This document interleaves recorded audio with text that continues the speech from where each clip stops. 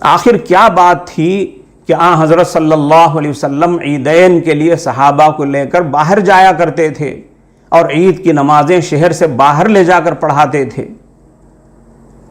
اس کا راز یا اس کا مقصد و مصلحت یہ ہے کہ گاہے ماہے ایک کھلے میدان میں جہاں سب کی نظریں پڑتی ہوں، جہاں ہر ایک گزرتا ہو اور دیکھتا ہو، کافر مشرک اور غیر مسلم قومیں سب دیکھ سکتے ہوں، ایسے بڑے میدان میں بڑی تعداد میں مسلمان جمع ہوں، مسلمانوں کا ایک بڑا مجمع ایک امام کے پیچھے نماز ادا کرتا ہوا، ایک خطیب کا بیان سنتا ہوا نظر آئے، ایک آدمی کی بات سنتا مانتا ہوا نظر آئے، یہ اس کا راز ہے، یہ اس کی مصلحت اور حکمت ہے۔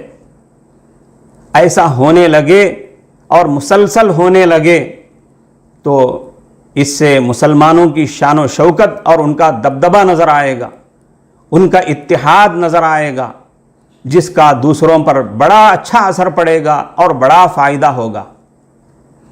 بتائیے کیا یہ اچھی بات نہیں ہے؟ خاص طور پر ان دنوں میں یہ چیز ہمارے لیے بہت ضروری ہے۔ اب جن لوگوں کو اپنے ہی محلے میں یا شہر کی کسی مسجد میں عید کی نمازیں پڑھنے کی عادت ہو گئی ہے، ان کو تو یہ ساری باتیں بوجھ معلوم ہو سکتی ہیں۔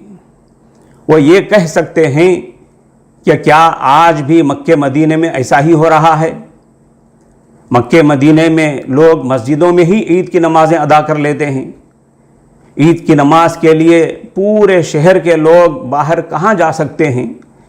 اتنا بڑا عیدگاہ کہاں ہے؟ عیدگاہ جانا سنت ہی تو ہے، فرض واجب تو نہیں۔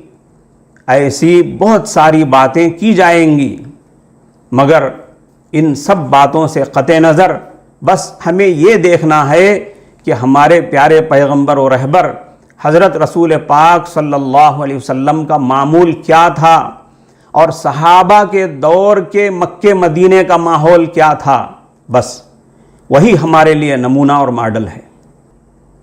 ہم امید کرتے ہیں کہ ہمارے عوام و خواص سبھی حضرات اپنا معمول بدلیں گے اور عید کی نمازیں باہر پڑھنے کا معمول بنا کر سنت کی کامل اتباع کرتے ہوئے اس سنت سے دین کا جو اصل مقصد و منشا ہے اس کو پورا کریں گے۔